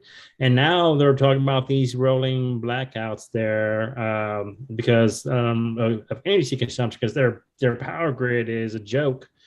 So like I'm worried about like our family there. They're like, yeah, I'm worried about grandma living there, but they're having to deal with like a blackout in the middle of the day. It's 105 degrees outside. Like, and she's 95 years old. Yeah, like what do you want? What do you want her to do? Like, just yeah, it's inhumane. Like, it's inhumane how we have to deal with this. Like, and then there was an answer, but they just refused to upgrade the power grids there, and people are suffering because of it. And there's also we could do stuff it's because of money that they don't want to spend. Yeah. It's crazy. Okay, way off track. There's so many things. I'm sorry. I'm like there's like everything's so big picture to me right now. Like the whole big picture is a giant mess. And I hope that I have heard from some people. Thank you for those of you who have contacted me that you are feeling more informed and having these things put in a way in a conversation that really puts it together. So I hope that's working for you. If not, I'm also welcome to feedback, because I do want to try to make sure that, the point of the show is to cover things that mainstream media either does not cover, undercovers, or is misleading on. And so the goal is to try to straighten some of these things out. So I'm just hoping to hear back from some more people. Another one of the Republicans who is refusing to talk to the Insurrection Committee is Republican Mo Brooks out of Alabama. I believe he was also at the war meeting prior to January 6th. That's what they call it, the war meeting. They asked Brooks to testify about public statements he made in March about Trump repeatedly lobbying him to rescind the 2020 election and reinstill him as president. Brooks aired those particular grievances after Trump pulled his endorsement from Brooks's bid to replace retiring Senator Richard Shelby of Alabama. And he said, if they want to talk, they're going to have to send me a subpoena, which I will fight, which means he doesn't want to talk. It doesn't what a toddler thing to say. Representative Ronnie Jackson of Texas, of course. He's the former White House physician who said that Trump was in, quote, excellent health. He had messages back and forth with the Oath Keepers, and he called the Insurrection Committee a ruthless crusade against President Trump and his allies. And I mean, I wish it was more ruthless. I don't have a problem with that. It's been too simple for my blood. Yeah. Yeah, it's been way too simple. Representative Barry Loudermilk of Georgia. He's the guy who hosted a tour through the U.S. Capitol complex. And if you've seen the footage, there's a guy basically doing reconnaissance and taking pictures of different stairwells and everything and what it looks like, so people know where to go. And he said that he was lambasting the committee for undermining the Capitol Police and doubling down on their smear campaign, whatever. Representative Scott Perry of Pennsylvania, he called it a political witch hunt. Come on, Pennsylvania, you don't get to say that. He said they're fabricating headlines. He declined to testify before a committee because, quote, that is operating in contravention of its own rules, and committed to scoring political points rather than focusing on the troublemakers who broke into the Capitol. And he also has denied that he sought a pardon, that though he did. And then, of course, there was Jim Jordan, who we talked about. And he said the reason was there's no relevant information. He said, quote, this request is far outside the bounds of any legitimate inquiry, violates core constitutional principles, and would serve to further erode legislative norms. And he's been on the longest back and forth paper trail with them by refusing. He said, in his first missive, he said, "You have not substantively addressed any of the points." Oh, the second time he wrote them, when they subpoenaed him again, he goes, "You have not substantively addressed any of the points in the letter or alleviated any of the concerns I raised." And you can go read his BS. He says that still exists today and have only grown as the select committee has continued to leak non-public information in a misleading manner in the intervening period. So if you think it's misleading, come straighten it out, Jim Jordan. Come tell us what it is. By the way, a federal judge dismissed the committee as improperly constituted. Everything they're doing is perfectly covered. And then in the third missive, he contests the panel's formation members, the subpoena powers, and legislative purpose, among other things. He said, "You seem to believe that you have the authority to arbitrate the scope of a colleague's official activities. Respectfully, I do not answer to you or the other members of the select committee. I'm accountable to the voters of Ohio 4th Congressional District." So, Ohio, if you are listening and upset with your your greatly gerrymandered districts, why don't you call him and demand that he testify? If he answers to you, then tell him to answer these questions. Why was he promoting the January 6th insurrection? Why was he helping coordinate it?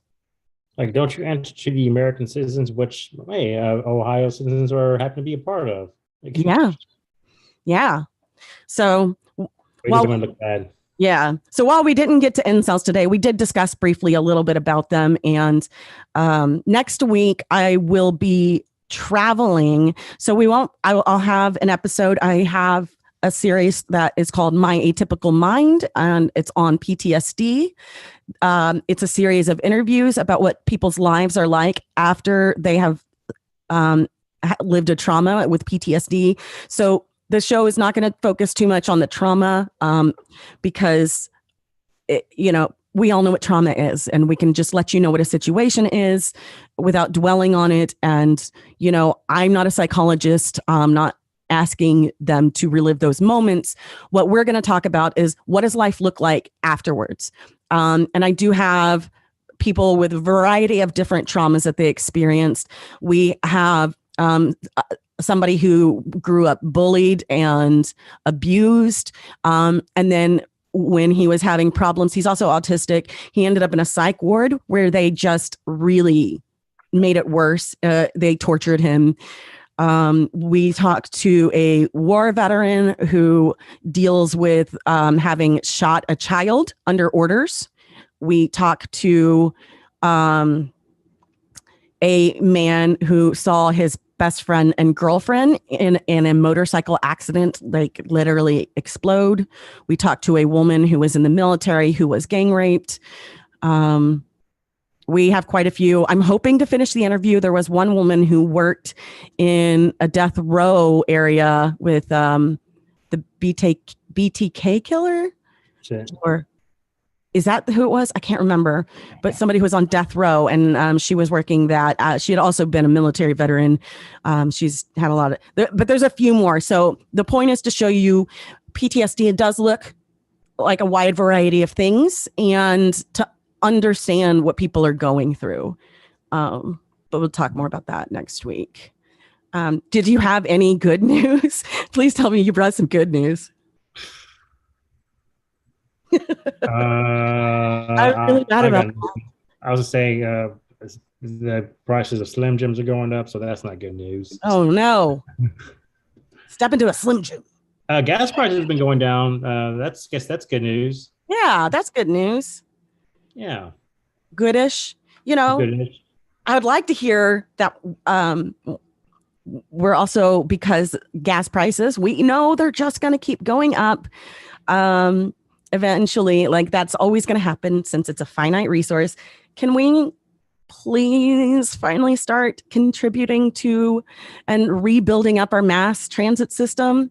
I mean, there's a lot of tracks that were laid down, especially through the 19th century. Like, yeah. We had railroad systems so integrated across this country that Ford led the cause in the early 20th century, helped rip up all these railroads. so that the car industry could flourish. And guess what, y'all? It was clean energy. It was electric. Yeah, we could have high speed train travel. Instead, we have these highway systems that I hate driving across. I guess one good thing, my friend's dog's birthday is tomorrow. Oh, cute. What kind of dog is it? It's a yellow lab. Oh, is that named the one we Nicholas. saw strangely playing? Yeah, it has his paws crossed like that all the time. Yeah, I was no, thinking in the about that. background one time he was kind of humping the other dog. Yeah, that was him. That's It's his that birthday character. What a silly boy. It's his birthday tomorrow, so happy birthday, Pickles. Yeah, happy birthday, Pickles. Wasn't there another dog named Pickles on some sitcom or Maybe. I mean, it's a common name for dogs, I guess. there's Tommy Pickles from Rugrats, but that's a baby. No, that was that was her last name. Yeah. Yeah, and the dog's name was Spike. Any good things coming out? Oh, by the way, we did do our episode on Sailor Moon season 4. And here's a hint. It was terrible. One Piece comes back next week. The manga comes back next week. So yay! Yay for that. Entering the final arc. Got any good movies coming out or anything? Well, the Black Phone came out a couple of weeks ago, which was I really enjoyed it as far as horror movies. Nope is coming out next week, the Jordan Peele film. And yeah, so that's coming out, and there's more that I can't think of right now. But I guess by the time next time I come around, I'll have some list in my head. Yeah, no, I was just trying to leave in a more positive note. I'm going to be going on a road trip to Toronto. Nice. Yeah, I'm pretty excited. Friend of mine is thinking of retiring in Canada because even though she's a teacher and should have earned all of her perks, it looks like CPS plans on stripping those away. Wow. So, yeah. This country, please, y'all, talk to local activists in your community. Actually, one easy place, if you don't know where to start, let me tell you right now, there's a place in Rogers Park called the P.O. Box Collective. It's a location. It used to be a post office box, but a variety of different activist groups go through there. So go onto their Instagram and you can find a bunch of groups doing great things. They have Food Not Bombs. They have anti-ICE. They have police oversight committees, things like that. Yeah. I have one more thing to mention. So starting tomorrow, if you have like any mental health issues or feel like you're struggling, you can call 988. It's a new number for the National Suicide Prevention. Oh, 988. Yes. Do we have a song like they had a song in IT Crowd? There's not one yet, but I think I'm gonna write a jingle. How's this? 988 when you aren't feeling great. 988 for the end of the day. So Philip DeFranco, he's doing a little campaign. So you can say come with the best jingle, you send to him, he'll have it on his broadcast. Oh, really? Yeah. The guy who came up with it? No. Philip DeFranco. He's a YouTuber. Oh.